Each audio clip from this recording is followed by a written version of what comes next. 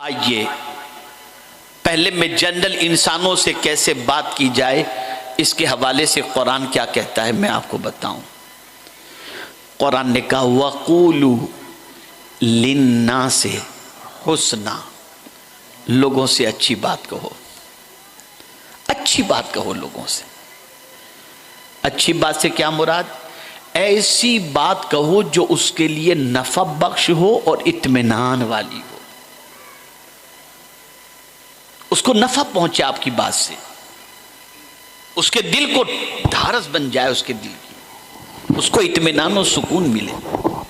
اس کو میں آپ کو اس طریقے سے سمجھاؤں، کسی عورت کا بچہ گم گیا یا مر گیا اور کسی شخص نے اس عورت کو تسلی کے جملے کہے اور اس نے یہ کہا کہ اللہ تمہارے بچے کو تم سے ملا دے، یا یہ کہے کہ جس بچے کا انتقال ہو گیا اللہ اسے جنت میں عطا فرمائے، تسلی کے جملے کسی نے اس عورت سے کہے تو میرے آقا صلی اللہ علیہ وسلم فرماتے ہیں اس تسلی کے جملے کہنے والوں کو اللہ قیامت کے اندر جنت کا لباس عطا فرمائے گا۔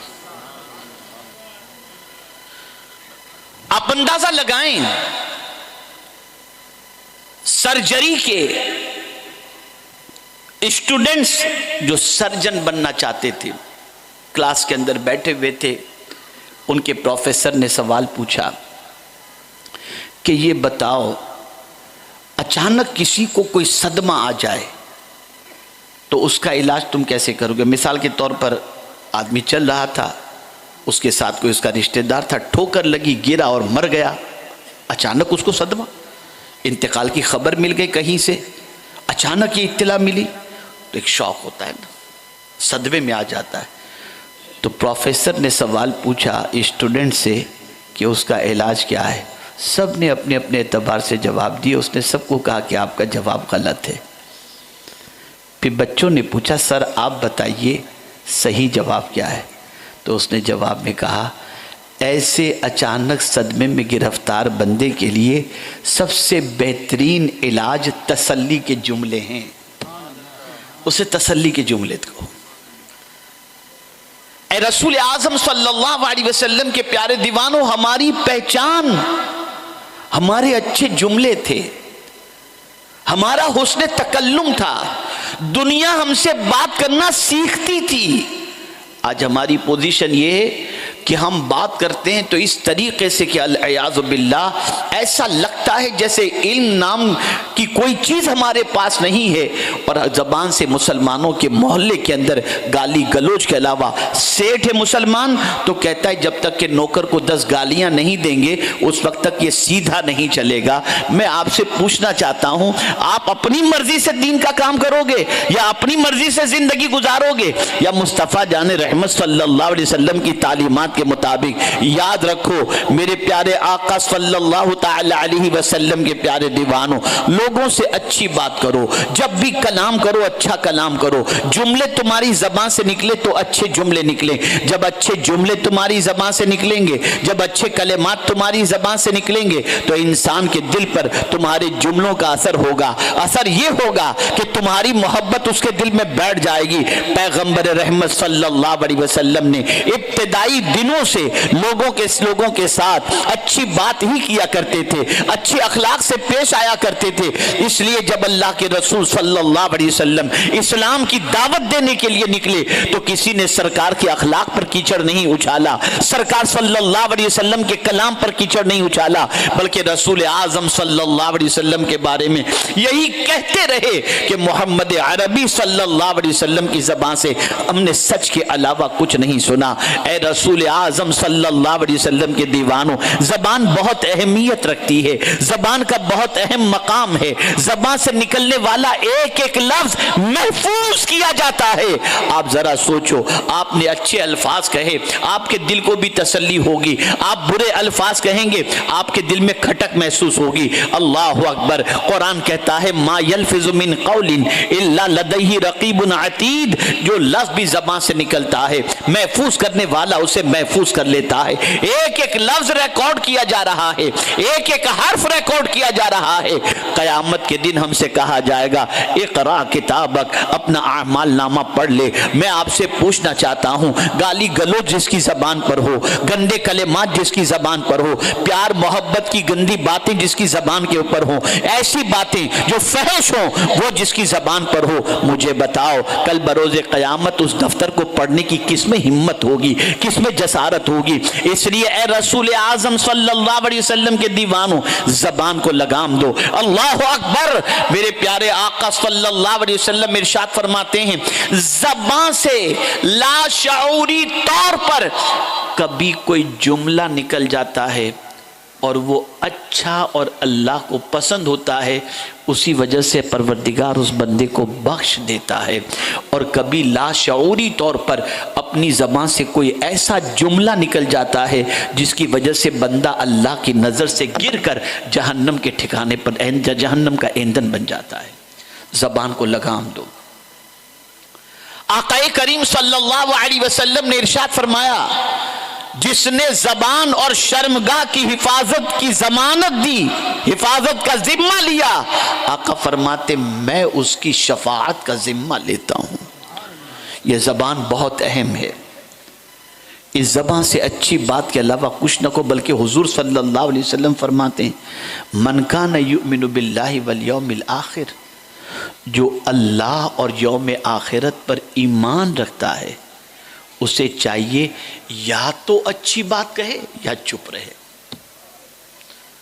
یا تو اچھی بات کہے یا چپ رہے. میرے پیارے آقا صلی اللہ تعالی علیہ وسلم کے پیارے دیوانوں, آپ ذرا دیکھیں, ایک گالی زبان سے نکلی, اس کی ایک غلطی کی بنیاد پر کوئی اس کا ہاتھ توڑ دیتا ہے, کوئی اس کا پیر توڑ دیتا ہے, کوئی اس کا سر پھوڑ دیتا ہے, کوئی آنکھیں نکال لیتا ہے. غلطی زبان نے کی, وجود خطرے میں پڑ گیا, جسم خطرے میں پڑ گیا. اسی لیے پیغمبر رحمت صلی اللہ علیہ وسلم فرماتے ہیں جب صبح ہوتی ہے تو جسم کے سارے اعضاء زبان کے سامنے ہاتھ جوڑ کر کھڑے ہو جاتے ہیں اور سارے اعضاء زبان سے کہتے ہیں اگر تو سلامت رہی تو ہم سلامت رہیں گے, اگر تو پھسل گئی تو ہمارا حال برا ہو جائے گا. یہ زبان ہے میرے پیارے آقا صلی اللہ تعالی علیہ وسلم کے پیارے دیوانوں.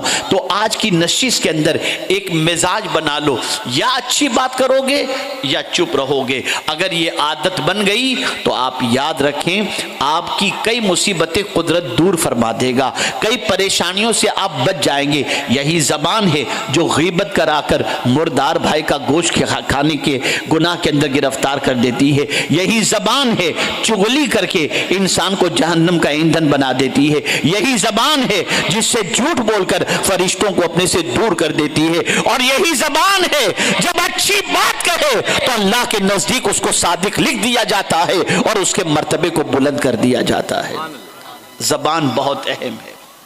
خاص طور پر میں اپنی بہنوں سے کہوں گا, خواتین اسلام سے کہوں گا کہ زبان کو بے دریغ استعمال مت کرو, جو چاہو مت بولو. ایک ایک لفظ پر پکڑ ہوگی, ایک ایک جملے پر پکڑ ہوگی. میرے پیارے آقا صلی اللہ علیہ وسلم کے پیارے دیوانوں, آپ سمجھتے ہیں ایک ایک لفظ پر پکڑ؟ ہاں, ایک ایک لفظ پر پکڑ. کبھی اسی زبان سے نکلنے والا ایک کلمہ جنت کا حقدار بنا دیتا ہے, اور کبھی اسی زبان سے نکلنے والے 3 جملے زندگی کے سارے رشتے کو توڑ دیتے ہیں. آپ ذرا سوچو, کسی نے اپنی بیوی کو مذاق کے اندر بھی 3 بار طلاق کا لفظ اپنی زبان سے نکال دیا, رشتہ ہمیشہ کے لیے ختم ہو گیا. اور کسی کافر نے ایک بار کلمہ طیبہ پڑھ لیا, جنت کا حقدار ہو گیا. اگر زبان سے نکلنے والے کلمے کی اتنی اہمیت نہ ہوتی تو اس زبان سے انسان کلمہ پڑھتا تو جنت کا حقدار کیسے ہو جاتا. اور 3 بار جب زبان سے طلاق کے لفظ کے نکلنے کے بعد بیوی کے سلسلے میں اس کا رشتہ کیسے ختم ہو جاتا. ایک ایک لفظ کا خیال کرو, ایک ایک جملے کا خیال کرو. آپ سوچیں کہ یہ کیسے پاسبل ہے. میں یقین کے ساتھ کہہ سکتا ہوں یہ پاسبل ہے. شرط بس صرف اتنی سی ہے, اپنے رب سے محبت پیدا کر لو, اپنے رسول سے محبت پیدا کر لو, اپنی آخرت کو پیش نظر رکھو. ہم بھول چکے ہیں کہ اللہ تعالیٰ کی بارگاہ میں ہمیں جواب دینا ہے, ہمیں حساب دینا ہے, ایک ایک حرف کا حساب, ایک ایک لفظ کا حساب. اللہ اکبر. پیغمبر رحمت صلی اللہ علیہ وسلم دعا کر رہے تھے ایک رات, اللہم حاسبنی حسابا یسیرا. جب رسول اعظم صلی اللہ علیہ وسلم یہ دعا کر رہے تھے, ام المؤمنین حضرت عائشہ صدیقہ رضی اللہ تعالیٰ عنہ عرض کرتی ہیں, یا رسول اللہ صلی اللہ تعالی علیہ وسلم, آپ اور آسان حساب کی دعا کر رہے ہیں. آقا کریم صلی اللہ علیہ وسلم نے فرمایا, ہاں میں اس لیے دعا کر رہا ہوں تاکہ میری امت بھی آسان حساب کی دعا اللہ کی بارگاہ میں کرتی رہے. اور پھر اس کے بعد ام المؤمنین نے سوال عرض کیا, سوال پوچھا, یا رسول اللہ صلی اللہ علیہ وسلم آسان حساب کون سا ہے؟ آسان حساب.